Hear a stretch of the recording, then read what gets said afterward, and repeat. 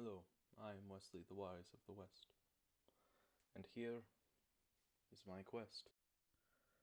I shall make known my interpretation of the album Outlaws by Valley of Wolves, which is my favorite album of music. It is my favorite because of the rich meaning and symbolism within it. Through the course of the album, it expresses the distress, woe, and worn weariness of the Western man, and the album guides the Western man of this time with what spirits he must introduce to his mindset to survive and overcome the overshadowing crisis which he must face. The work is focused on the joining of the spirit of freedom through the integration of the outlaw archetype. Its primary focus is this because of how important it is to have at such a tense and dangerous time a breaker of boundaries. A time when to survive a man must enlist the help of such a rule breaker as the outlaw. A time when reasonable men must do unreasonable things. Do well, traveler, in these dark times. The first song of this album is called No Weapons, and I will play parts of each song as I talk about them so that you may hear them and hear not just the words but also the music around them.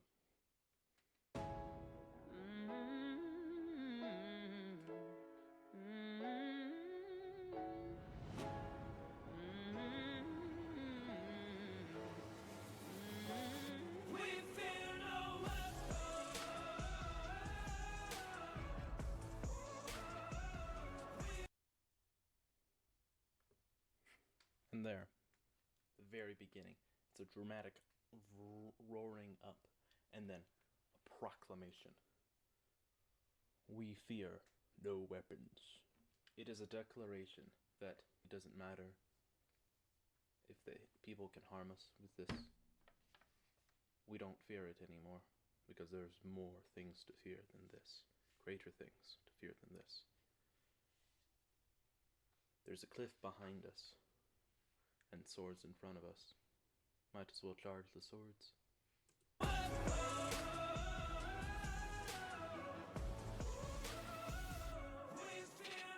Video narrative, flavor size. Tired of hearing it. It started a fight. Don't let the devil take you alive. Evil is legal. Everyone's blind. Okay. The lines, reading a narrative, tired of hearing it. Evil is legal, everyone's lying. It's the reason why we fear no weapons. That's why the writer says he fears no weapons anymore. It's because of all these lies. And tired of it. Tired of being fed these narratives, these lies meant to deceive you and meant to confuse you and make sure that you don't see the evil. But evil is legal. Everyone's lying. Society, the ruling class have been saying that evil, we don't allow it. But they are perpetuating it. They're allowing evil. They're lying about evil being illegal. Your land, divided and conquer. It's all a plan, just follow the dollar. I know the wounds that we gotta heal. Yeah. The dividing of your lands, of course have represented someone's strength or independence throughout all of history. If you have land, you can become a nation yourself, you can fight against other people. It's your strength. So seeing your land divided is, well, seeing that power divided is dividing you against your friends, against your family, destroying every community and things, so that there's nothing that you can hold on to keep your own power. I forgot to say this, but land represents your own independence. And then it's all a plan to swallow the dollar. That dividing is so that you are forced to submit to the dollar, which represents, in this sense, it represents, well, the dollar, but also the control that the dollar has. Because the ruling class has total control over the value of the dollar. They can just start churning out way more inflation. And then what you once had is nothing anymore. While the ruling class still has their own possessions, their houses, their properties that they've invested in. So you can't even hold. So you can't even. You're given the dollar to hold on to, so that your value will decrease and their value increases. And so you're also reliant on their whims and must obey them. We talk conversation, but we keep it real. It's a rejection of the lies, the falsehood, the fakeness, that realness. Talking to someone about real things, keeping it real, saying truths, not lies. That's very important. Rejecting this system of lies the ruling class wants you to perpetuate. That's the main lie. It's pretending that the problems aren't real. Don't get fooled by the dollars. The separator make us all heartless. Don't be fooled by the dollars, the symbol to make us all heartless. Then again, the dollars symbol again, but also here represents the useless trinkets meant to stimulate you and distract you from any problems around you, while they are allowed to exploit you, while they're allowed to exploit those problems and allow them to continue as long as you're distracted. And it's meant to make you heartless. It's meant to make you not care about anything. It's supposed to make you numb. All these trinkets, all this useless monotony, all this corporatocracy. It's all meant to make you useless. I talk about love, but it just won't blood, drown you down in the darkness. They talk about love. That's the lie. That's the fakeness. It's the excuse for everything they do, even though they don't care about being kind at all. It's just a facade. Their actions speak louder than their words. They try to drown you down in the darkness. Try to make you consumed by anxiety and by these useless trinkets so that you are not able to individualize problems and deal with them. They just want your blood. Blood is the ultimate cost. That can be extracted from someone. Blood represents life. They want it. And to squeeze it out. They'll give you poison and tell it's medicine. That's how it is. Know that they dig in the trenches. Hashtag raising the tensions. All the trolls on the road, but they go for the gold, cause they know what's trending. I know that the pain is real. The streets like a battlefield. America's bleeding down on the knees, and they wouldn't know how it feels. That's the life of America. The strength. It's bleeding. It's falling apart. It's on its knees. In that it's close to death. You'll see throughout. This talks a lot about being close to death. And that you need to spring back from it and rise higher. Battlefield, America's bleeding down on the knees, and they wouldn't know how it feels. We need a new kind of light, something to break this divide. We need a new kind of lie to break this divide. The lie being referenced is the noble lie, which is a Platonic idea made by Plato for his perfect utopian republic. It's very authoritarian if you've ever read The Republic by Plato. The noble lie, it's every society has a unifying myth, a story of some sort to tell you, to get everyone united together. In Platonic philosophy, it doesn't matter if that is true or not, it just needs to exist. So they tell lies, noble lies, to get you to obey. Now, in here, he's saying a new kind of lie in reference to that noble lie, but not understanding that there can be true myths as well, not just false ones. There can be more than just noble lies. So we're asking for a new kind of lie, a new unifying myth of some sort. But of course, since we hate lies and fakeness, and he hates the lies and fakeness, it's of course proposing a new myth. New unifying myth for society.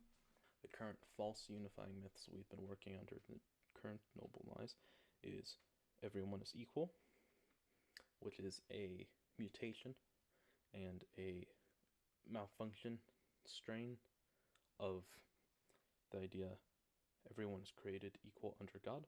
Another one of the lies is if you work hard, good, honest work, you will prosper. It used to be true, but it started becoming less and less true over time. Inflation has increased. Wages have been not increasing tons ever since we've gone off the gold standard. Inflation go burp, your value go burr. Your value go burr. The value of labor doesn't mean as much because labor is valued in money, while wealth is valued in assets. And the third lie has always been false. It's implied but not said explicitly because of its abundant falseness, and that is bureaucratic organizations' kindness and understanding will solve problems. But of course, that kindness is false, and they've never solved anything. If you know, the most permanent thing ever is a temporary government program. And also, it's bureaucratic organizations are dehumanizing. It's just, oh, that's all you are, all these numbers and these different traits. But every single person is a multitude of different things all working together. That dehumanization really takes away from being able to actually see a person and actually understand what they're capable of. The next song, We Are Giants. This song is the summoning forth of the great warrior spirit, that ancient, ferocious being from the elder days, in the days of yore, where great kings could make their mark upon myths and legends for thousands of years. Ain't no other rival. Ain't no other rival.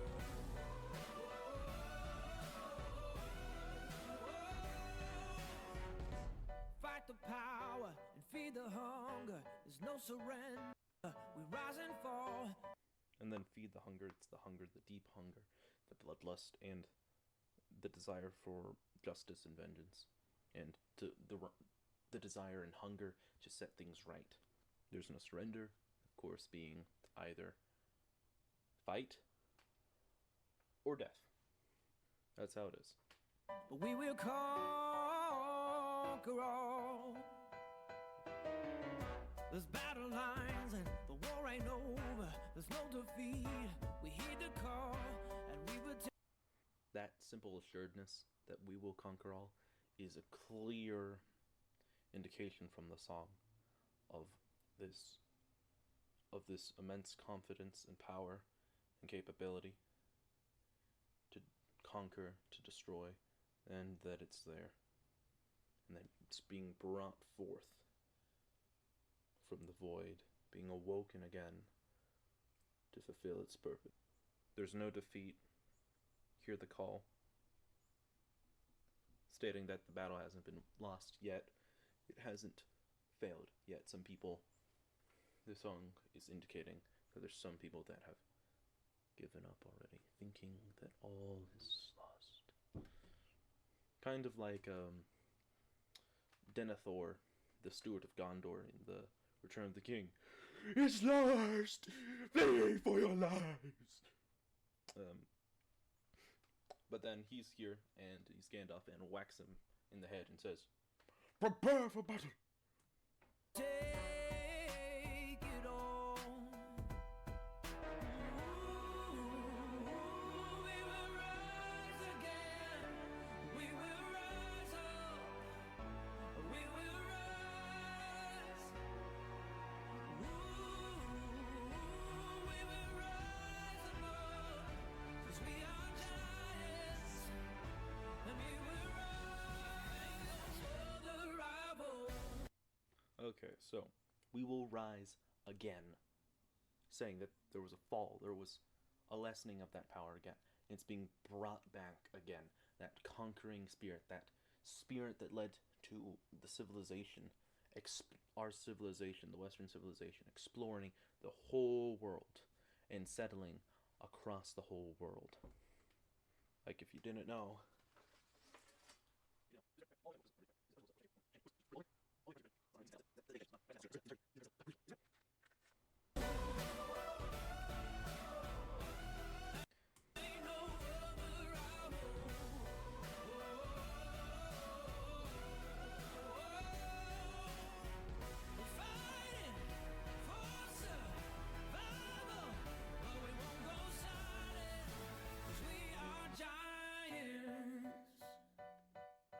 we are fighting for survival. But it's a very more survivalistic, more primal warrior spirit, that ancient Germanic spirit that was able to fight and fend off the Romans for hundreds of years and then destroy the Western Roman Empire by conquering it. A roaring rumble out the jungle, like a hammer coming down. We will shake the ground. Bruised and broken, the beast awoken. There's a monster coming out, and nowhere safe and sound. No. Ooh, we will rise again. Okay. That stanza is the whole reason why I believe it's this ancient wild spirit of war, that wild warrior spirit going. It's because a roar. It's kind of like describing like a panther or something piercing out of the jungle to hunt prey. A roar and a rumble, of course, preceding it, and that's coming out of the jungle indicating the wilds as well as the ancient things, because things in the jungle, things get grown over real fast, so anything that's in the jungle, it's basically ancient to our eyes. And then it pounds down like a hammer, of course, shakes the ground, boom. It's a beast. It's bruised and it's broken. But now it's awoken. Yeah. Now that the beast is unleashed, there's nowhere to hide. No escape. We will Rising. rise up. We will rise. We will rise above. 'Cause we are giants, and we will rise for the rival. Okay, there we have it. We are giants. People often say we stand on the shoulders of giants, and you can imagine like a tiny, like guy on top of here going like, "Whoa, I'm on top of a very tall giant. Oh my! Oh, I can see so far away." But no, for us, it's awkward. It's weird because we are giants and we're standing on shoulders of giants. It's like just standing on top of someone else. Oh, hey Jerry. Because giants represent that. Giants in all mythologies and legends and stuff are always like in that we're a prominent civilization in the ancient times, in the old times, where they're a far away civilization, and they're powerful, they're huge, they're magical, and they're deadly. So you have to basically figure them out. And we are those ancient giants, those monsters that will eat the heads off people. Those are delicious. Have you ever tried a head? Ugh. That one wasn't good. Bleached hair. Yeah. Tastes terrible. Okay. And also this wild Germanic spirit is kind of Darwinistic. A mutation and an abominable mutation of this spirit that's the untamed barbaric spirit here. That's kind of what fueled the Nazi Reich. That's kind of what fueled the Third Reich. So it's kind of Darwinistic and evolutionary. Its base nature is, if it's awake, it's not going to let weaker things that defy it exist. Those things are gonna. The singer is, in fact, making an implicit statement that you have mistaken my kindness for weakness. Now die. Okay. So this next song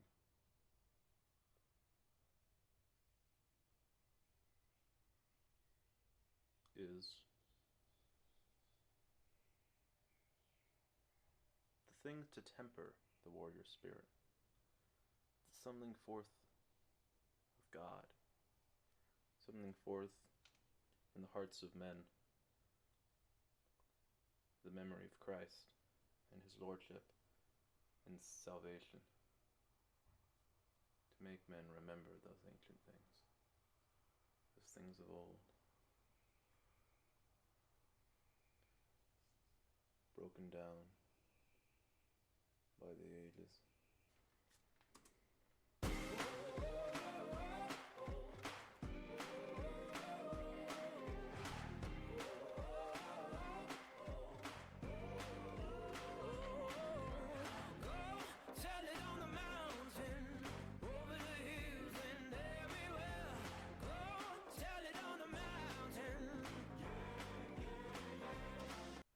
So, Go Tell It on the Mount. That's this song. This song is actually a cover, a Christian song dating back to the 1800s. About, in its normal state, it's about the birth of Christ. And here it is, but it's also added a few verses and taken a few out to give it that Christian soldier vibe. When I was a seeker, I sought both night and day. I asked the Lord to help me, and He showed me the way.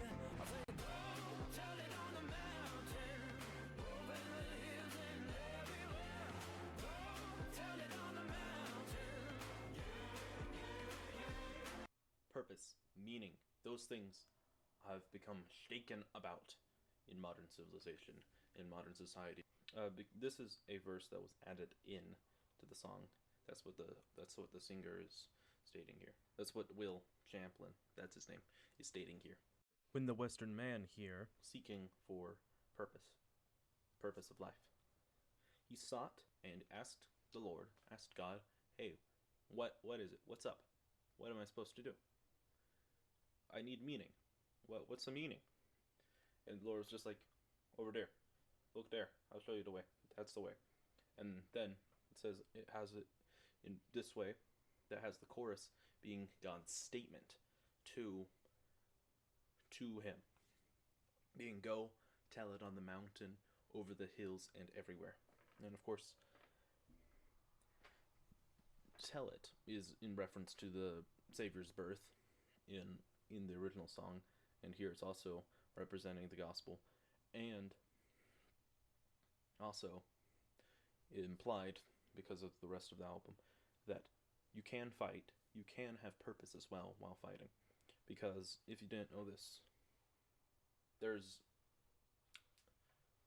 every civilization has a dichotomy of major spirits. Not literal spirits, but metaphorical spirits. They have in classical civilization, so like the Greeks and the Romans, their thing was Dionysus and Apollo. Dionysus was basically degeneracy, wine, drinking, that kind of things, and all about just, it's basically hippie stuff. Apollo was about logic, reason, medicine, light, as he was the god of light. It was a major between them. Our Western civilization has a different dichotomy. It's a dichotomy between the barbarian spirit that was mentioned in the last song, and the Christian spirit. They orbit each other, going wow, wow, wow, wow. But you need to have both. Go between them and use both of them. The Christian spirit gives meaning and gives barbarian spirit just stir. It's like the fuel. A example of the barbarian's spirit being used for aggressive purposes without having a moderating religious or Christian spirit would be basically Fight Club. It would be a useless and stupid thing, just destroying things without thought or purpose, or with a clear goal in mind. Without meaning, without restrictions, just rage. Pure, unbridled rage. That's why you have to harness them. Literal harness. So that you can your beast in the right way. And so it doesn't destroy itself as well.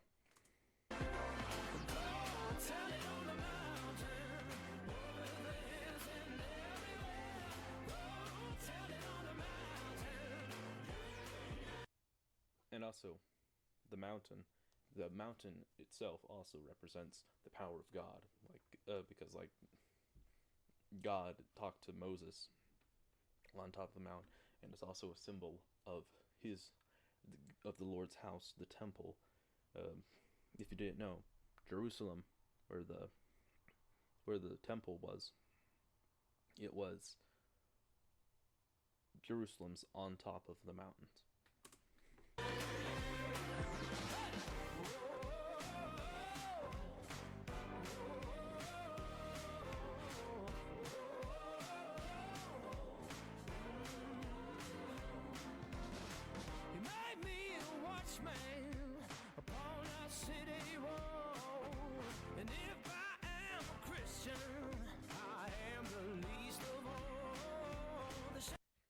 You made me a watchman upon our city walls. That's not in the original. That's something he added, and it's giving something to protect. That meaning, that purpose to protect the city walls. Be a watchman, not just be a ravenous raiding force, but be a soldier, be refined. That's what the song is stating. It's going from summoning the spirit and then making sure that it's put and focused in a particular area, in protecting, and of course stating that he's a Christian, and that if I am a Christian, I am the least of all. It's very humble, harnessing that spirit and making sure that it's bound together with this Christian spirit to be able to work together in a proper form and fashion to get everything going on.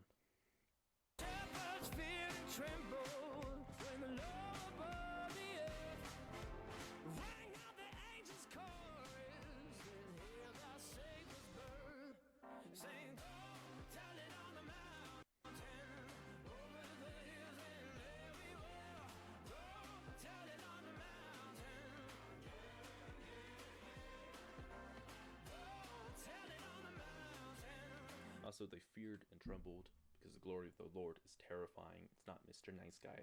God has never been Mr. Nice Guy. He has been a kind king. He's always been a kind king. But he is terrifying because he has a giant freaking sword and he might go and hit you.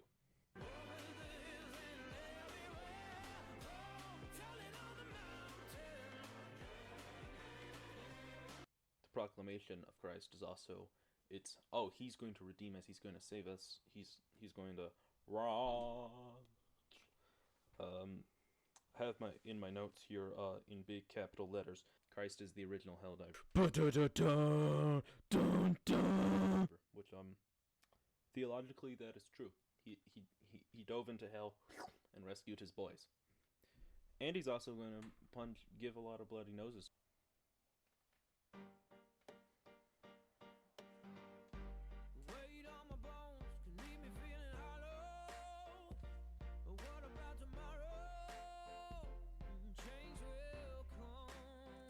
This song is the bringing together of the last 3 songs. It's a reaction of feeling and knowing that God will help. This is also an inflection point because everything, not everything, but a lot of things have been set up and now you can actually do action.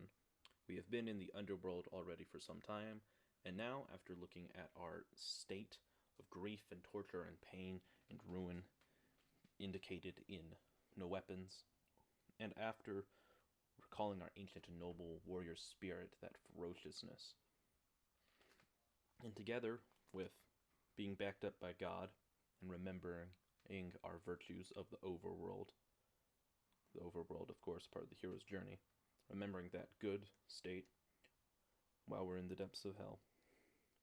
Now we'll go bum bum bum bum, and we're rising up.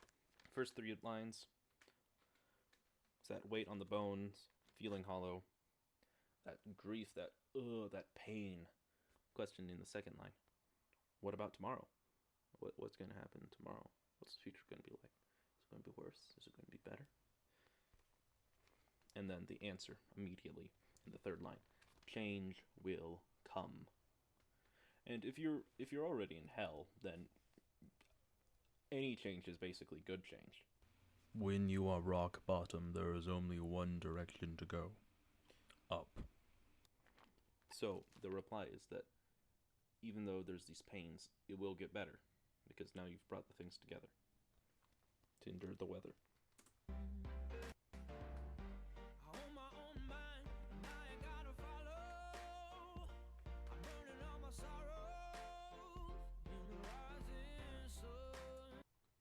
Okay.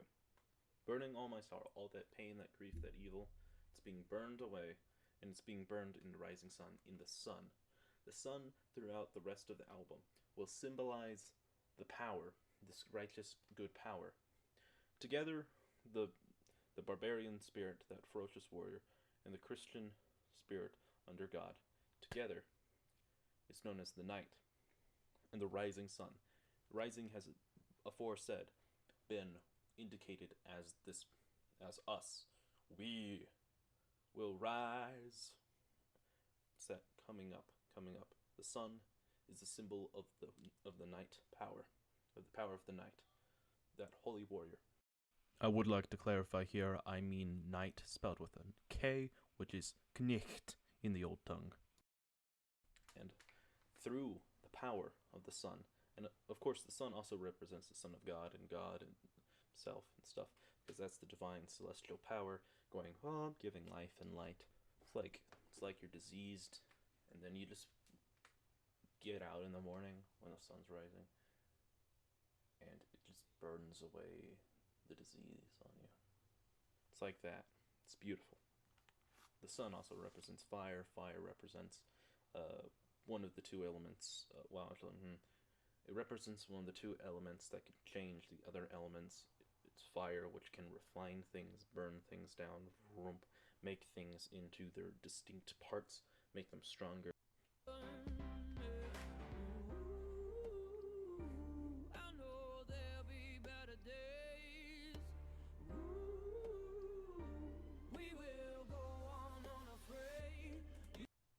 Okay, so because of that hope, that knowledge of better days, that God's going to be there, you can fight on unafraid. No fear. We fear no weapons.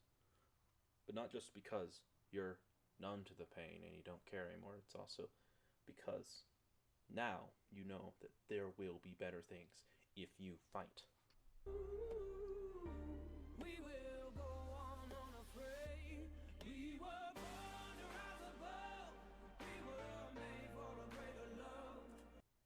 Okay, born to rise above. That's part of identifying us with the sun, is rise above the earth, above the carnal things. We were made for the greater love, that greater love being the love of God and that higher divinity, that specialness. We're not meant to be in such chains and bondage, injustice and evil. We're meant for justice, fairness, good, light. We are nobler spirits than them. We were tall, we fought in the days before, and we know our call.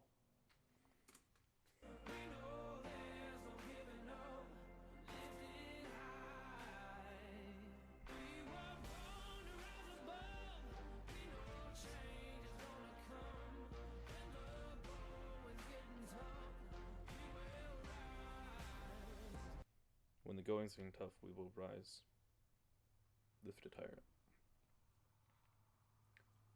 That's part of the hero's journey, when you're at the very bottom, at the dip of it.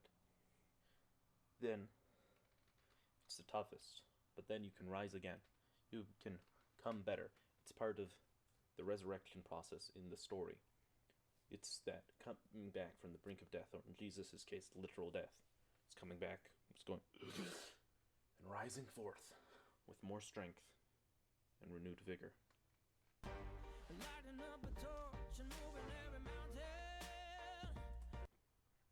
Okay, so you're lighting up a torch.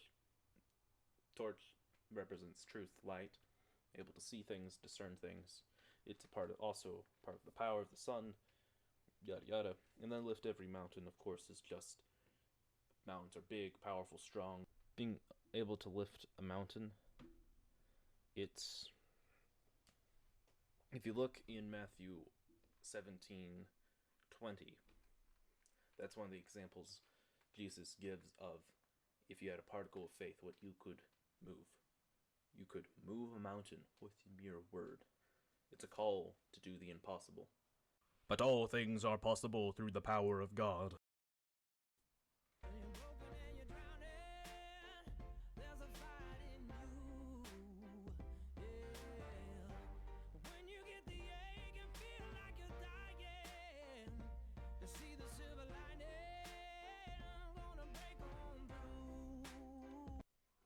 Yeah, that's part of the death part. That's drowning, being broken, feeling like you're dying. That's the trough. That's the death point. But then you're brought up again. You rise more, become strong. You break through that barrier. You break through the barrier between you and life. Which I forgot to mention is the spiritual symbolism behind baptisms.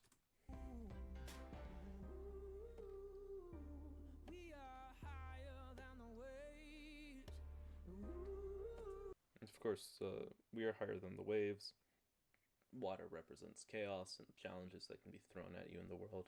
So, of course, we're rising above the waves. We're the sun. So, it can't... The evils of the world, it's saying that with all the power that we've gathered up, the evils and dangers of the world cannot take us down. We know there will come a day we were born to rise above. We know there will come another day. It's prophetic, of course, that rising up, that potential new future of that better life. Okay, next song is a cover of Heart-Shaped Box by Nirvana. Nirvana is not my field of expertise. It's not, nor is their genre. It's not. I actually don't think I heard this song before listening to this album. Now, of course, I did go back to listen to the original to see how things are. It's the same lyrics, but it's very different in the music.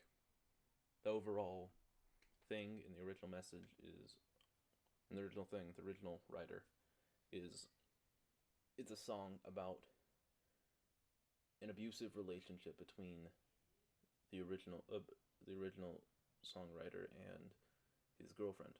Abusive relationship, and how it's just messing up with his mind and ruining him. It's a very good choice of song for an album like this, I suppose.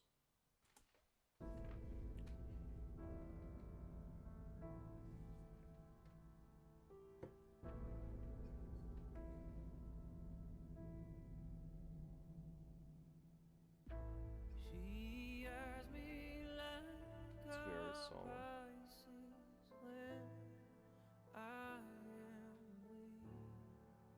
The song in this cover is very solemn. I've been locked inside your heart-shaped box for weeks.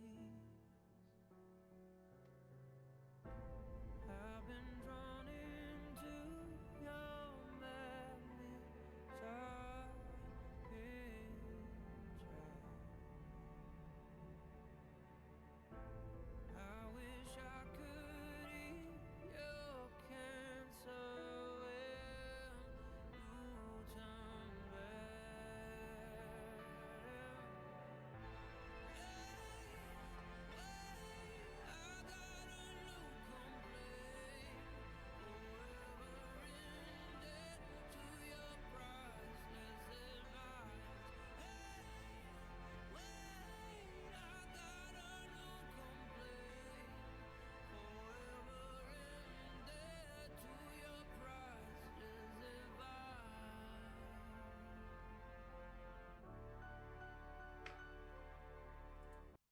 One of those lyrics is, of course, I've been trapped in your heart-shaped box for weeks.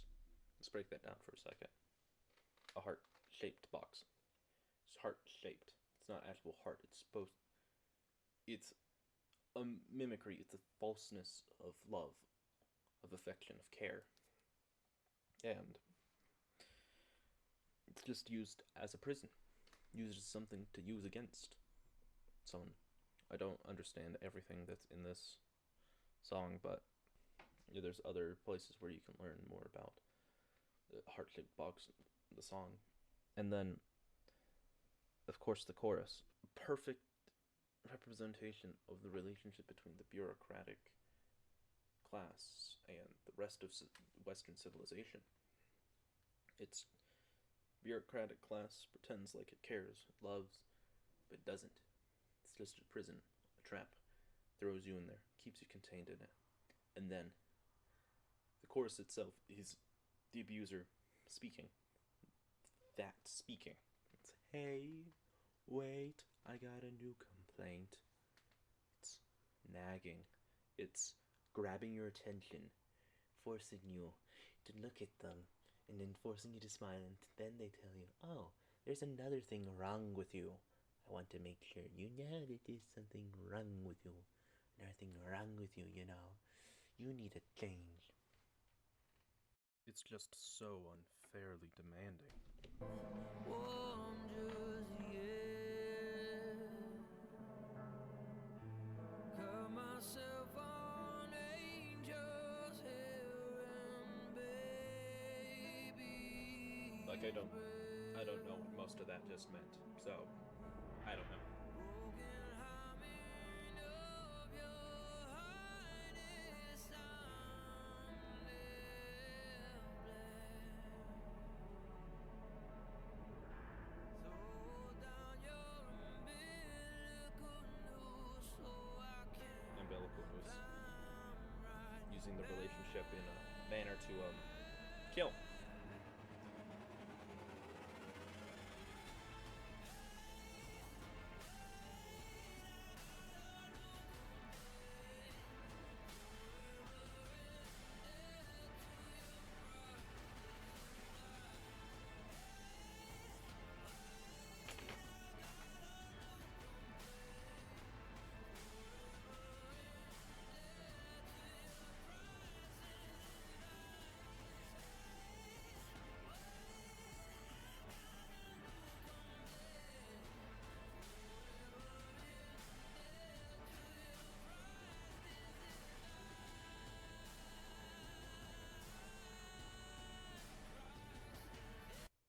That indebted to your priceless advice.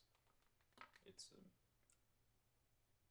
sarcasm, of course. It's, oh, you're being so useful. Oh, your complaints are so good advice. Hey, so good. They're so amazing. So amazing. I'm indebted to you. Wow.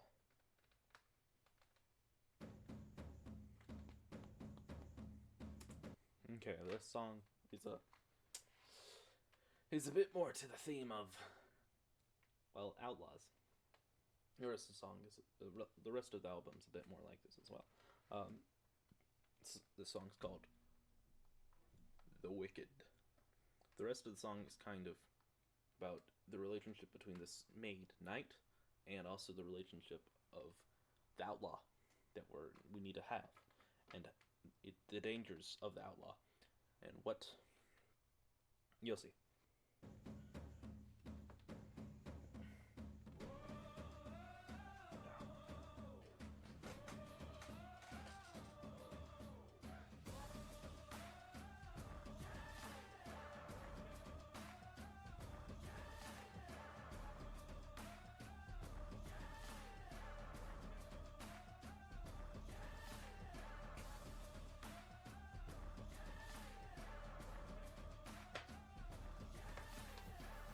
Wild beast, let's get on our feet.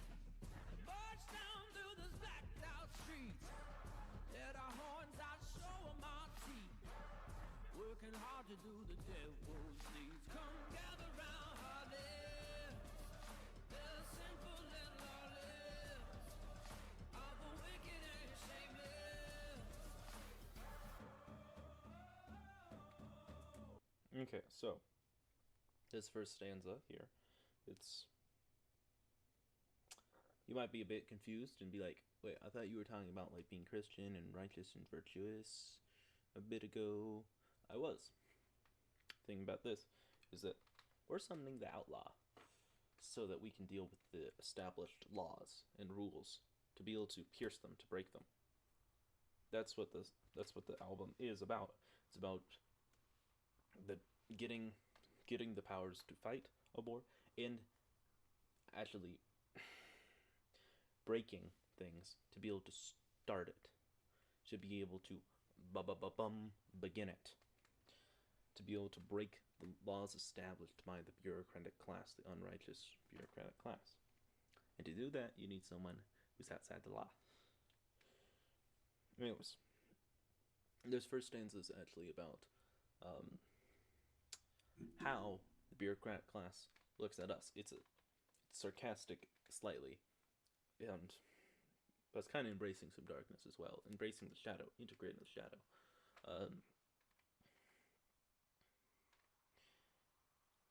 Because this is how a lot of the bureaucratic class looks at those that oppose them.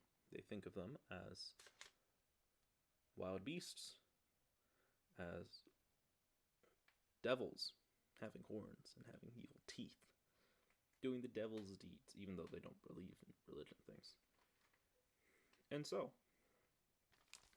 it's a summoning of those cast out of the law, cast out by an unrighteous system, the wicked and the shameless, but it's wicked by the point of view of the ruling class, the bureaucratic class.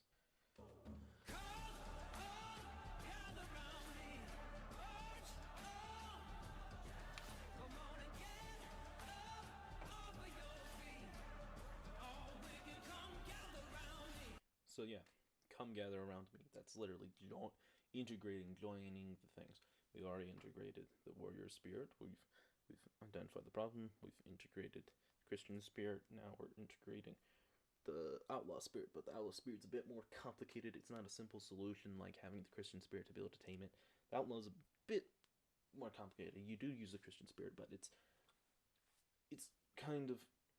a bit difficult. That's why the rest of the album is dedicated to the outlaw. It's complicated dealing with it and trying to bring it in without going against God, because God is, well, he's a God and Lord. He's a Lord of laws, rules. But we're using the outlaw to go against the rules, the mortal rules, not the rules of God. We break the laws established by wicked men so that we can reestablish the laws of God.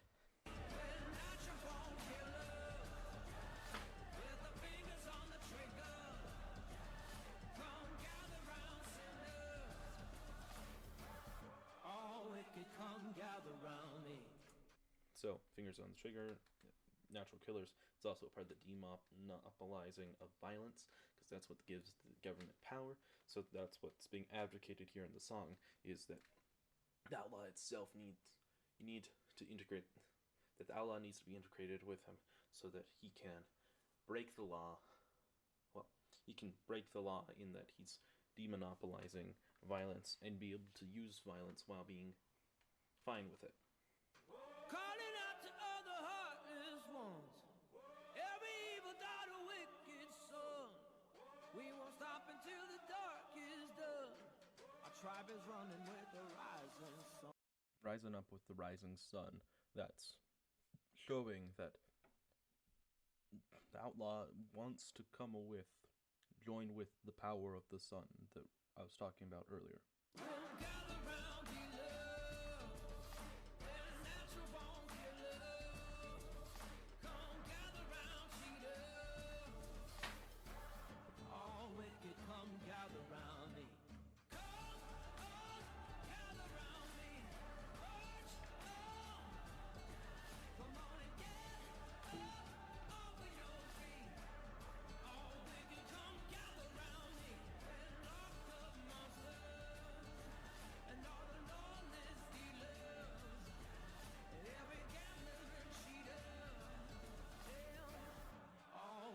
Come gather round me.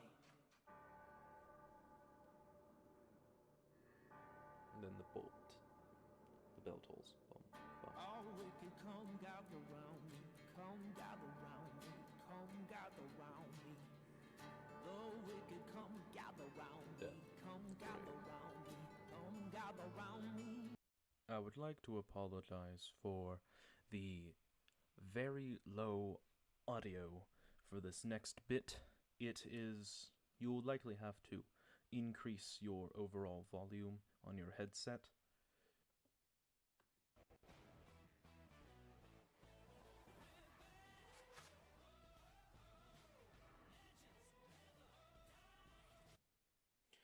We're back. Legends Never Die identifies us as these powerful ancient beings of legend, immortal, unkillable,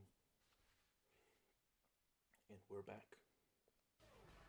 We've been gone for so long, but nothing now can keep us down. Yeah, we're back on track, and we're on attack. Can't hold us back, no, no. We've been gone a while. We've been put under sleep, but now we're awake again. Can't be put down. Can't be stopped. We'll be attacking. The tyrant's hold and suppression of the spirit of the West has ended. They thought to kill a god. A new nation is won. Keep our eyes on the setting sun. Yeah, we're on our way, and we're making way. Gonna seize the day, yeah, yeah. Okay, so a new nation is a declaration of independence from this abomination made by what I call kingsmen, those that will coalesce power to force things on you, to force evil on you. This is much like the Tale of Old Numenor, and how the kingsmen destroyed Numenor by inviting Sauron, the Dark Lord, over and incurring the wrath of God, destroying the whole isle. But the legends, faithful, sought to preserve the ancient noble spirit of Numenor, and so they made a new nation, fleeing from the corrupted Numenor and making Gondor. But for us, this is slightly different, since in the Tale of Old Numenor, the kingsmen, those tyrants, were not as bold as those we have now. They were not so bold until they brought the Dark Lord literally onto their isle, condemning it to doom. For us, the West is not so condemned to utter destruction. We can make it spring forth noble fruit once again. And Keep Your Eyes on the Setting Sun is the sun, of course, throughout this whole album, representing God and the virtue of goodness, that warmth of spirit, and keeping your eyes focusing on it. But it's the setting sun because we are not the empire of the rising sun, that's Japan. We are the empire of the setting sun, since we are the West, not the East. We've been waiting for this, now our time is gone. Gonna rise up again, now our kingdom come. The Westerman's spirit has been waiting in a drug-induced stupor since the World Wars. This suppression of the spirit of the West began in the World Wars because the horrors that people saw were so great that they sought for an impossible thing. They sought for an end, a permanent end to history, an end to wars. They saw the Holocaust and bombings and nukes, all sorts of slaughter.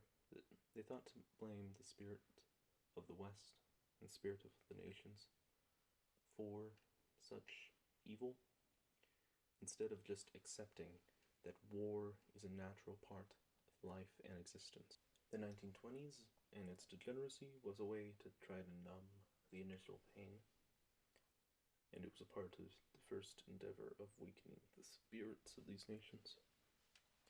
For the losers of World War I, Russia, Italy, Austria, Germany, for them, they also felt this pain and this terrible horror and from the war. But they came to a different conclusion. They thought, we feel this because we lost. And so, if we don't want to feel this, we just need to win. So they decided to make a new war. They artificially pumped their national spirit up with drugs to reawaken it. Then they waged a war in a drug-induced frenzy. After World War II, all the national spirits of the West, all the spirits of the nations of the West, were forced into a drug-induced stupor, and to hopefully not to awaken. And they killed the national spirit of Germany because to them it seemed to have been the greatest offender. Now the spirits of the West are reawakened, for they have been bruised and beaten while asleep. This song in all is stating, we are back, we are here to stay, and we will restore our rightful rule.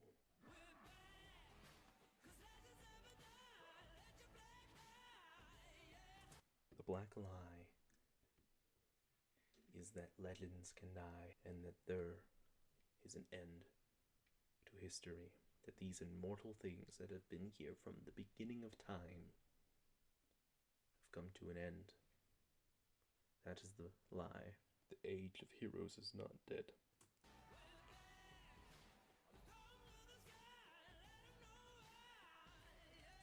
Going through the sky, we're ascending to heaven, we have no limit. It's declaring that it is this unfathomable power that is beyond the comprehension of the kingsmen.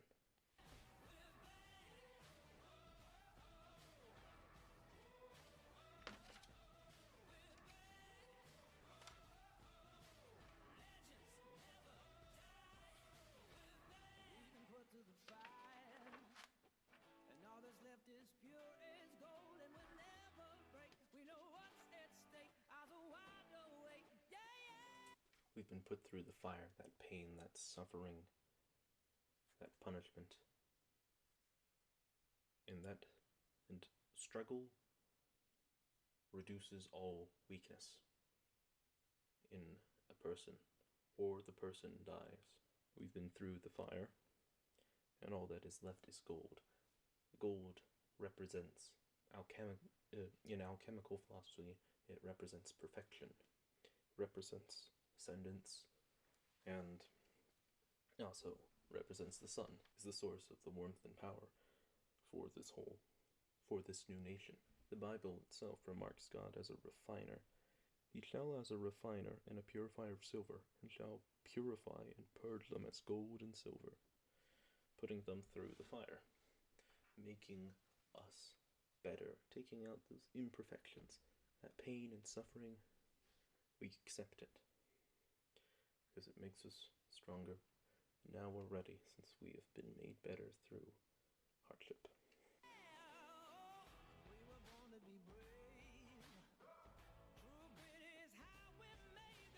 The born to be brave is that recognition of our true natures as sons of the West, to be bold and brave and adventurous, but it's been taken, has been put away from us.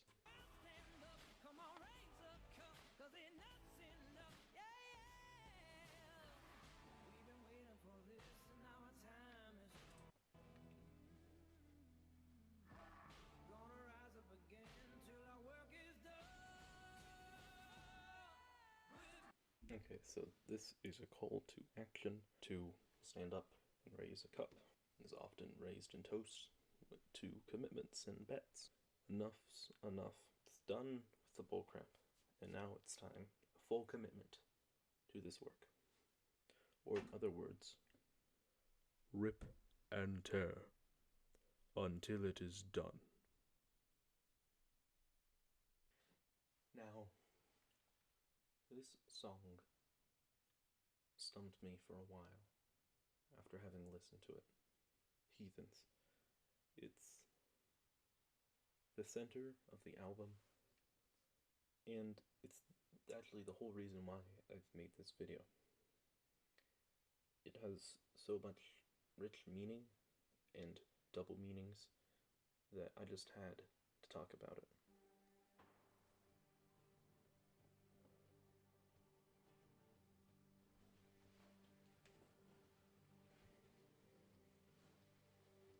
Come and see the crooks and thieves rioting the renegade streets, working for the devil's deed. The toil till the work is done. Savior, come. Okay, so these first few lines about these crooks and thieves doing evil for the devil and riding in these terrible places, it has a double meaning from the get-go, because this song is about the integration of an outlaw into ourselves, but this part is talking about the evil done with it, and it stumped me for a while. Even in the comments of the song, there was confusion. This part represents the bad things, in reality, that the tyrants and the kingsmen, those liars, are doing, represents what they are accusing us of doing, and is a warning for the integration of the outlaw about what things to avoid. Come and see the crooks and thieves rioting the renegade streets, working for the devil's deed. The toil till the work is done. A Savior comes to save the weak. A lame man walks, the blind man sees. In a land where no one's free, to know that the day will come. This is a messianic prophecy. This foretells of salvation. A prophecy of a hero, of a savior in the midst of verse, of an outlaw and rebel. Together, the hero and the outlaw makes one Robin Hood, destroying the power of those who execute the law unrighteously and protecting those who are unable to defend themselves against it. That is what this is setting up. That is what you are becoming. Shadows rise, step out of the darkness and into the light. Yeah. Shadows rise, step out of the darkness and into the light. It's a summoning forth. Of course, some might think it's saying shadows riseth, as in shadows are rising, but I do believe with the rest of the lines it's shadows rise. It is calling for the shadow archetype. For in this case, it's the shadow archetype of the civilization currently is the outlaw, these terrible things and rule breaking that is suppressed, hidden. All those impulses that are suppressed by the ruling class of bureaucrats. It's calling forth that, and it's an invitation to join with and integrate into this new nation, this new force. But it is very important to make sure that you are not the shadow of the outlaw, being the monster. Currently, our civilization has been considering all outlaw as monster because that is what our shadow is currently. But we are integrating the outlaw and trying to bring it forth, must bring it in and make sure we are not having it just as a monster. We're trying to make it just a rebel, an outlaw, a Robin Hood, a good outlaw, a good person who's willing to break the laws, not a monster that's willing to destroy everything and break every rule for no reason. But it's calling it into the light of the sun, into this power. Even though it's at the edges of it, it's more ambiguous, but it's being invited to join this good. Step out of the darkness and into the light.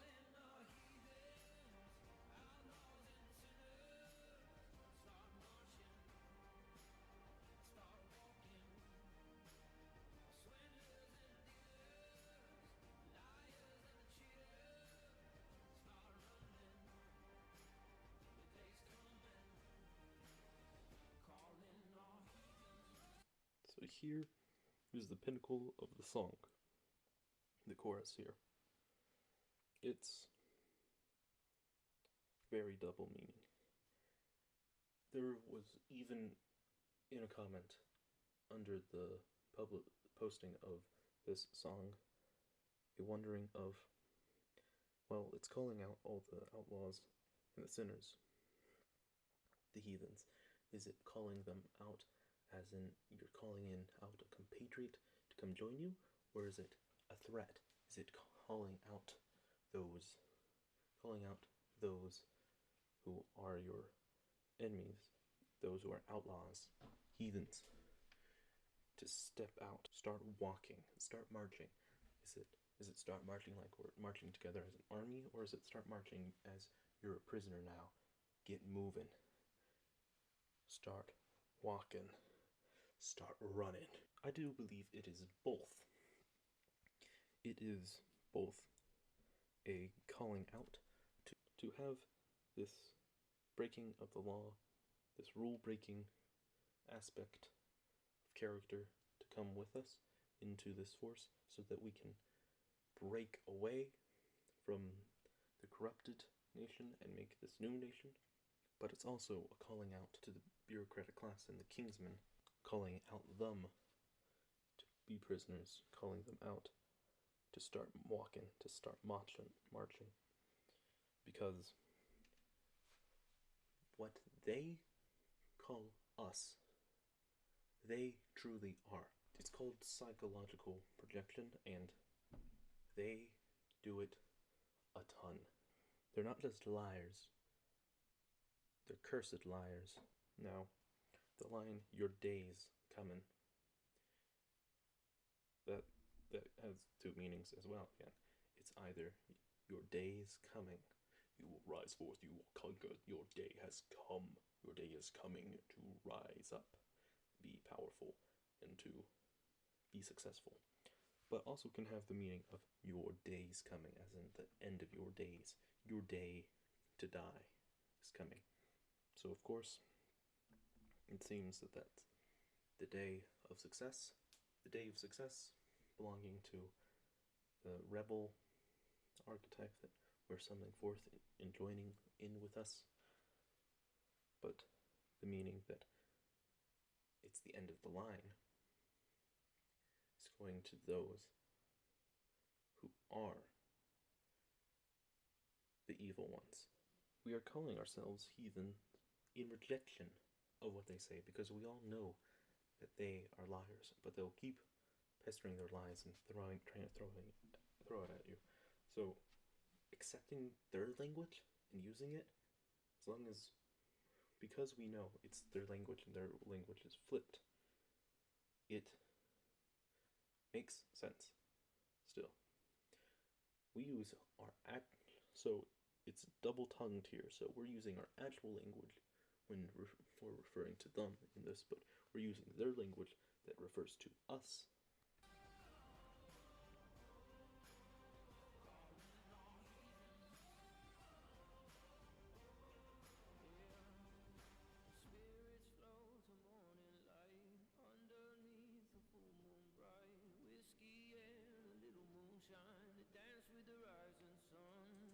So these 4 lines are towards the rebel, the outlaw archetype that we're bringing in, that we're inviting. Spirits flow to morning light. Spirits here can have a double meaning. Of course, it means alcohol.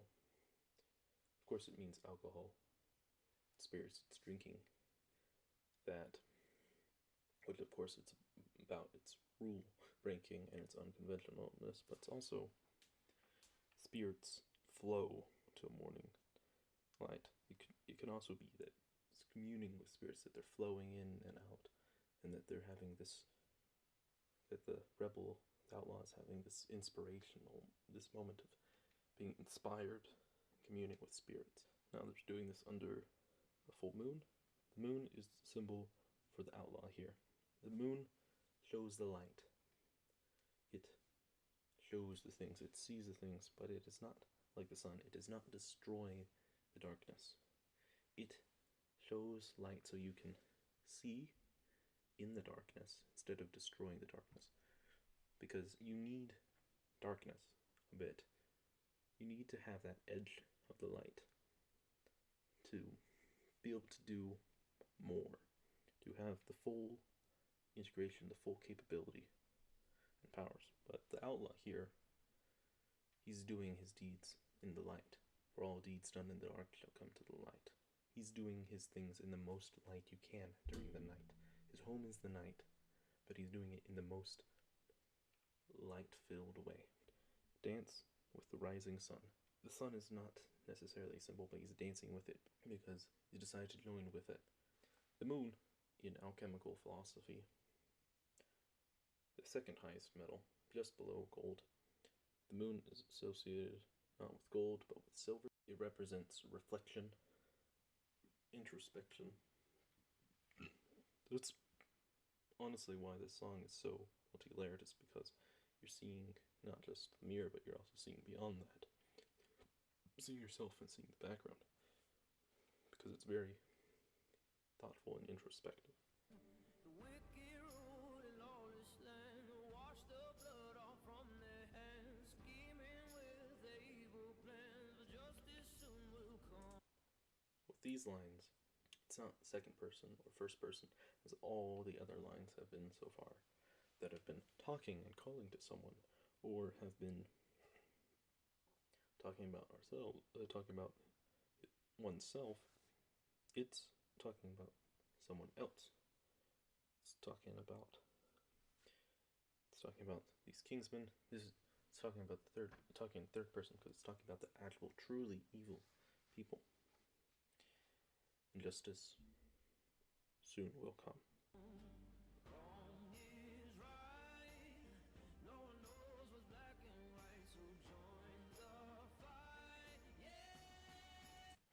Wrong is right. No one can tell what's black and white. It's the confusion caused by the lying kingsmen, these authoritarians that tell you that we have always been at war with East Asia. There is no war within the walls of Pa Sing Se. Here we are safe. Here we are free. There have always been female custodies. Because of the manipulative elite ruling class that is reigning over this corrupting nation and civilization that are seeing to its decay and death, they have blurred the lines to make it harder to put down the borders and to fight.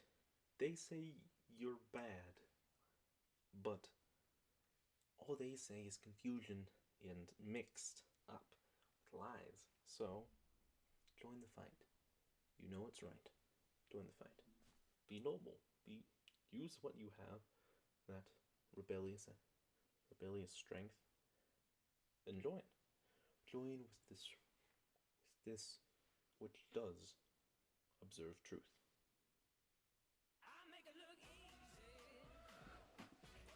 Now, the song Make It Look Easy is basically just a vibe song talking about its fame and the strength and this burp. It's the part of the video game where you go Omega mode and you get a supercharged gravity gun and you start blasting your way through everything. Not that much, so I'll just skip over this.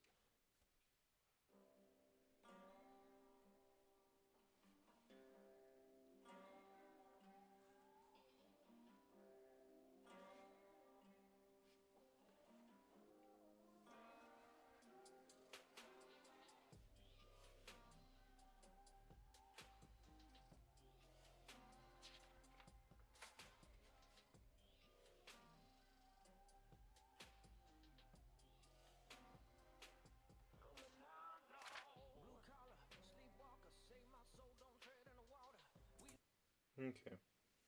So these first 4 lines, it's very quick. It gives off the feeling that he's doing something. I can't talk that much right now.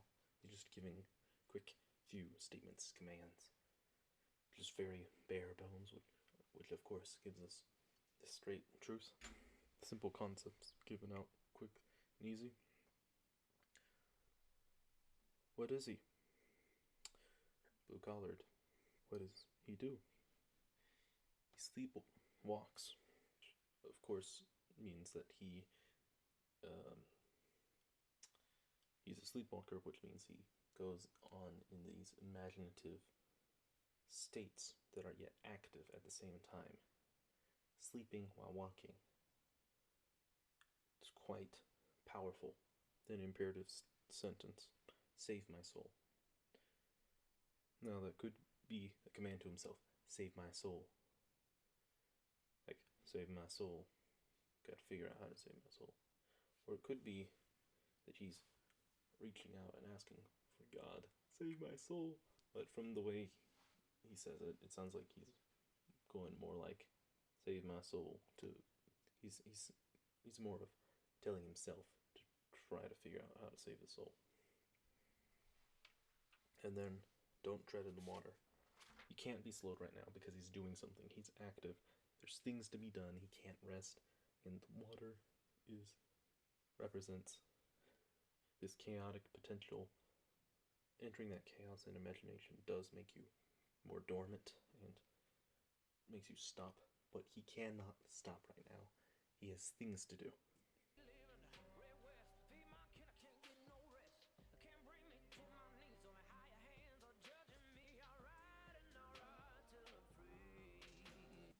Okay, so we live in the Red West. So Red West, it's Red West, that being a location, it's the West for all civilization, but it's also the Red West. It's talking about the red deserts. Saying red, to be talking about the blood. Feed my kin. Telling himself to feed his kin. Something he has to do. It's his job, but if he has to tell himself that, that probably means he's struggling to do it in some way. Can't get no rest. See, he has things to do. He cannot tap into that well of potential power, that water, because it's things that need to be done. He already has a lot of that chaos potential power in him as just being an outlaw, but he has things to do. Can't bring me to my knees. Only higher hands are judging me. He cannot be brought to submission by outside hands, since he's an outlaw, the law. He cannot be brought into submission by the law because higher hands are judging him. God's hands. He can only be judged by God because the law of men is corrupted. And he understands that he's being judged by God for some things that he's doing. Though he's far and he knows he disregarded all of the law of men because he knows it's far gone corrupt. I'll ride and I'll rot till I'm free. Being basically the core principle of the rebel and the outlaw is that I'll keep moving, always, and I'd rather rot, which of course just means die. I'll rather die before giving up my freedom. Liberty or death.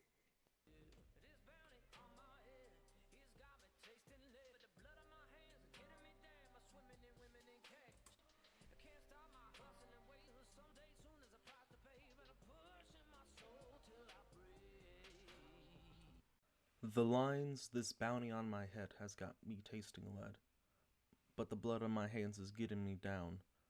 I'm swimming in women and cash. I can't stop my hustling ways. Someday soon there's a price to pay, but I'm pushing my soul till I break."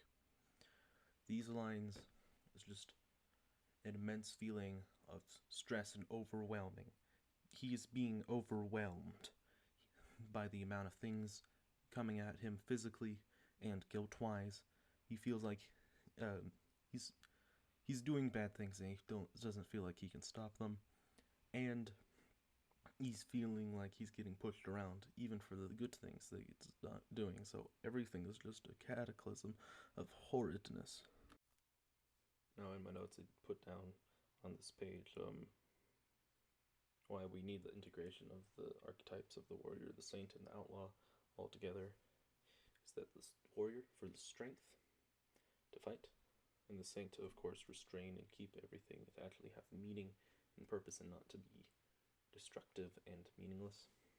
But the reason why we have to integrate the outlaw is because we can't do victim martyrs to progress this new nation, because these passive martyrs, victim martyrs, they no longer work. They might have worked in Rome, but now everyone knows about victim martyrs, understand their power. So the kingsmen, the bureaucratic ruling liars, they've tried to avoid making these victim martyrs, and even the times that make these victim martyrs, victimizing people, they always smear him afterwards. Look at Ruby Ridge and Waco for examples.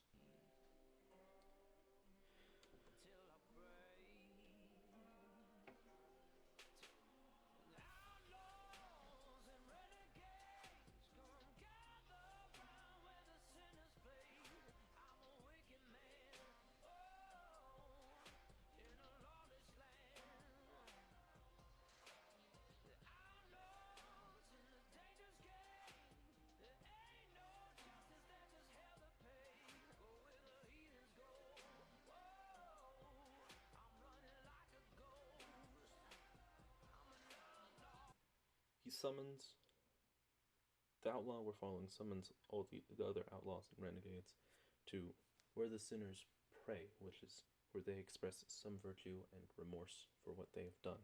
They gather around at what they consider their mistake, their flaw. They gather around there, and he admits that he's a wicked man, and that he's in a lawless land, and that it's not a lawless land, and that there's no people trying to establish their laws. It's just that it's a lawless land, and that there is no just law. That with the law in the land, there's no justice. There's no justice by the law of men here. There's just hell to pay. That hell, that divine law and judgment upon them. That's the only thing they're going to be liable for. And then he states his power. The power of being an outlaw. Of running like a ghost. Being able to go into places others aren't able to see into the realm of shadows. He admits that he is an outlaw and accepts that. Him taking that acceptance that he is that, and then seeing where he can progress with that henceforth.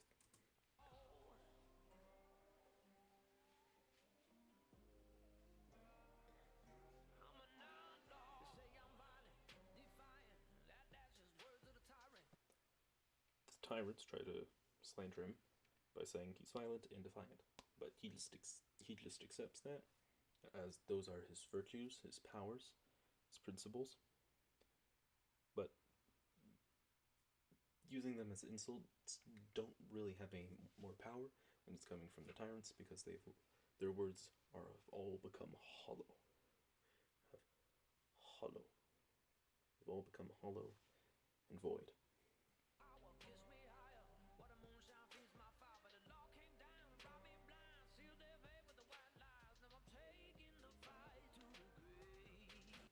Their power gets me higher. So what they do with their power, their suppression, and their unjust laws, their enforcement of unjust laws, that just makes him higher, more powerful, makes the outlaw more powerful. And he says that it's watering is fire with moonshine, practically. They're trying to put out a fire him with using moonshine. Stupid. They're trying to stop fire with the thing that they started the fire in the first place with. And then the law came down, and it robbed him. It is It is pretending to be just and pretending to be true law, but it's just masquerading as the law when it shows its true colors as a thief. And sealed their fate with the white lies. That lie of them being both, of doing evil and saying they are doing good, for putting evil for good and good for evil, that lie, in the eyes of the outlaw, seals their fate. The outlaw is nothing but quite blunt and harsh and to the point. If any virtue it holds the virtue of truth. It's quick to the truth, though it might not submit to the law. And so when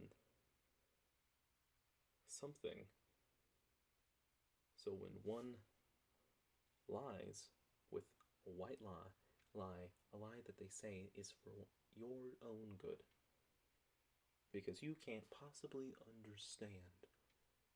Oh yes, you outlaws, you can't possibly understand. You people, you peasants can't possibly understand the reasoning behind why we must do this. You do not know the secret lore. You do not know the secret information, so just obey. No, that doesn't fly with them. So they seal their fate with that. And then I'm taking my fight to the grave. Of course, it's more extreme statement of the liberty or death proclamation. That level of commitment. Once you've gotten the outlaw on your side, you got a storm of fire working with you.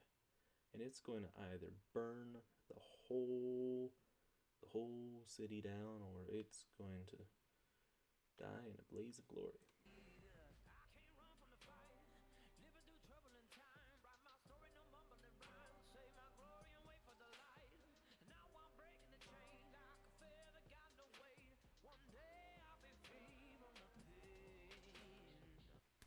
First two lines is pretty simple. He can't avoid the fight, so he has to be in the fight. He's going to be in the fight because it's such a terrible time. He's living through such a terrible time. And then he states in the third line, write my story, no mumbling rhyme.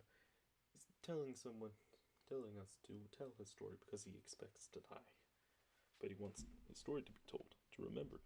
But it should be no mumbling rhyme. It should be a good rhyme. Something his story deserves to be told well. Then he says, see my glory and wait for the light. He has become a savior. While the song before, it was just playing around with this, like, oh yeah, there's this hope, this glimmer of hope for a savior, for salvation and freedom. But now he's embodying that. The outlaw's embodying that we're bringing in. It's now his glory, and it's breaking the chains. It's freeing people. And he says that he can feel that they got no weight. They're hollow, they're empty, and he can just easily snap them apart. The virtue of the outlaw is freedom.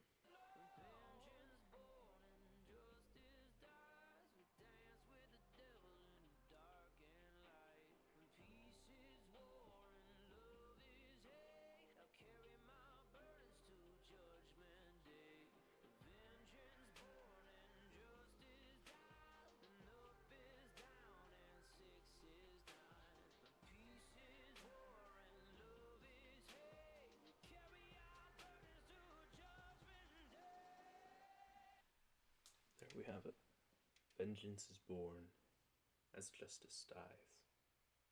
Because vengeance can be carried out by a man, by any man. We're dancing with the devil in the dark and light. The dancing with a devil is a collective shadow, the shadow of a society, a group of people, and we, by dancing with it, are accepting this shadow. We are dancing with it to be with it because we need it, but also we're keeping our focus on it in the light and in the dark to make sure that it is not going astray. We're there to keep it in check, but still have it with us. If we were to repress it and decide to not accept it, we would be trying to run away from it. But if we were possessed by it, if we, instead of integrating it into us, instead we integrate it into it, it would possess you and control you and leave you with no control over your own life. It would be like a Jekyll and Hyde situation. And thus we dance, and we are one. It has peace is war, love is hate, up is down, 6 is 9. That everything's been flipped by this unjust law, by the bureaucratic class that flips things and makes confusion and lies. It's placing good for evil and evil for good. I'll carry my burdens to Judgment Day. An acceptance and submission to God's law. And a need to wait for God's law, since the laws of men have become wicked and perverse and cannot execute justice.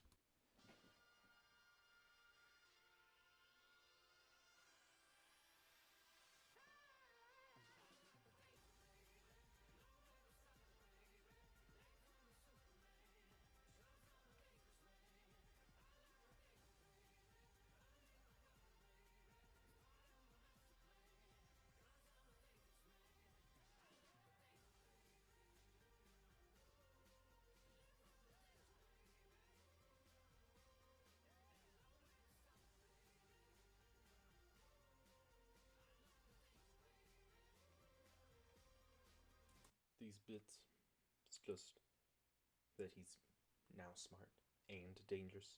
The combination of the sun and moon, able to access way more, access all this power, is dangerous and can deal with danger. He is a dangerous man, and he likes the danger because he can deal with it and enjoy it because he's super. This is how he lives. He lives with more understanding after this full integration of the outlaw and transformation. The outlaw is hard to integrate well with these other parameters. So now that it's done, I have this massive power boost.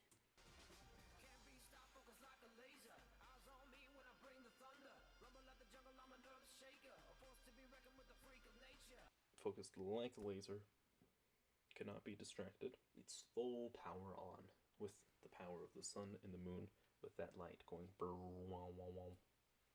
Now he has the attention from everyone and us when he's bringing forth this power of war that he's brought all this together. The Western men has brought this together. And then the third line, Rumble of the Jungle, I'm an earth shaker. It's a callback to the song We Are Giants, where it was talking about coming out of the jungle like a hammer, but now he's a rumble of the jungle. Similar wording, that primeval force, and he's shaking the earth because he's going to change everything up.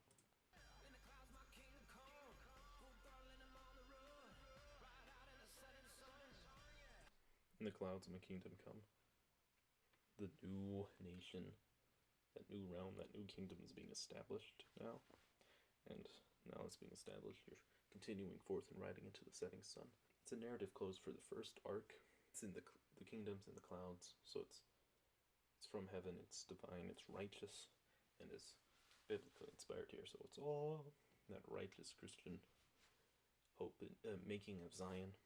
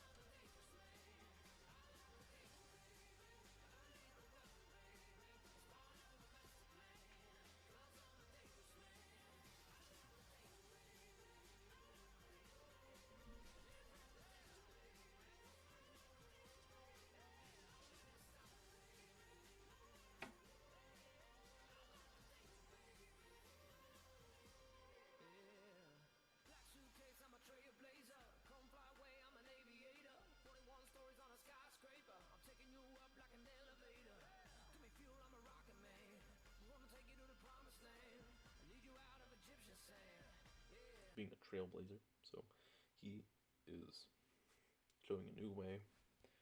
The Western spirit is showing a new way, and then a few lines of fly, come, fly. I'm an aviator going 41 stories, skyscraper, taking you up like an elevator. Give me fuel, I'm a rocket man. All that is saying, oh, I'm rising up. Come with. Oh. And of course, he's requesting fuel. It's saying, hey, I got this. We're going to go up, but I need your help so that I can do this. You're accepting me to be helping you with this, and we're going up. And then going to take you to the promised land, lead you out of Egyptian sands, of course. Reference to Exodus and Moses. And of course, being in Egypt was the captivity of Israel, leading to the promised land. It's a promise of freedom. So he's saying, you might be in prison now, but now you can be free. So this next song is called Genesis. It's the last song of the album. It's the end is the beginning. Of course, this whole album is about just the beginning of making a new West, a new Western spirit.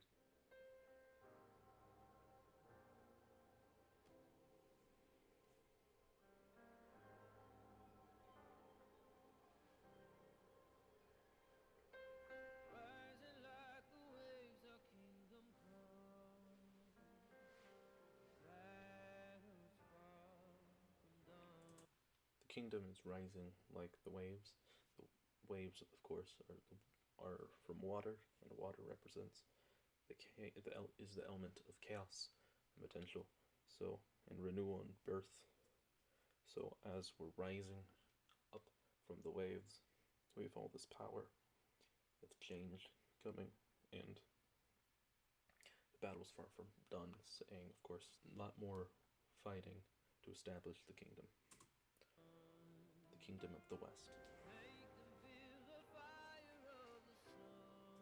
Make them feel the fire of the sun. Okay. Symbol of the sun beaming down, using fire, purifying. Make them feel the fire of the sun. It's that power extending forth and attacking, destroying evil.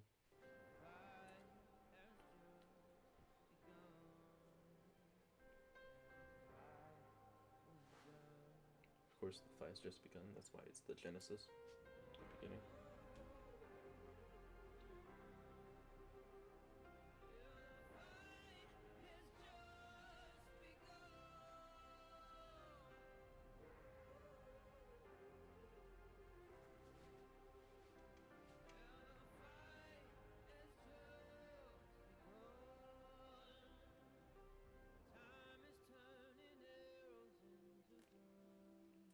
War is changed, but war never changes.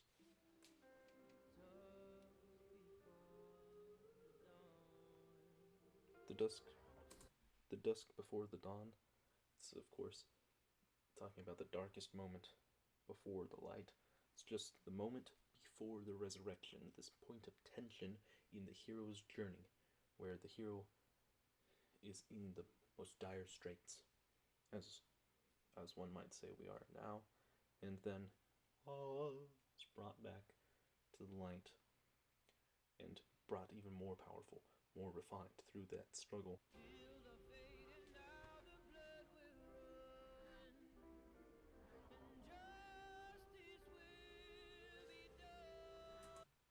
We've accepted that we will have to fight and that there will be blood, but justice will be done. Righteousness shall be established.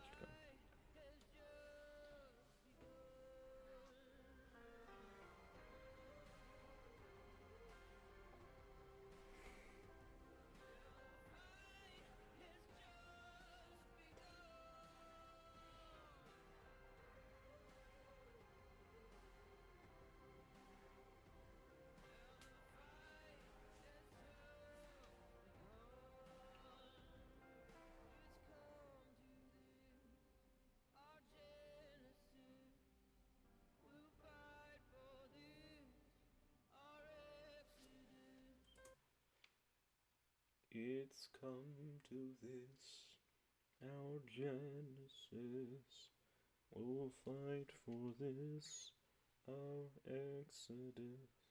It's come to our beginning, but our beginning is also an exodus. Our beginning is leaving the old thing, starting anew. The names of the two first books of the Old Testament. We are brought out of bondage. We are brought out of bondage by the will of God from the tyrant, from the Pharaoh. And we're brought into the struggle of the desert, which is war, and then we go through the Red Sea being, I suppose you could say blood, but the Red Sea, it's actually not called red. I do believe it's actually supposed to be, it's just like a transliteration, not translation, I think. But either way, it's water, and water is that, of course, the element of chaos and potential rebirth, as I've said before.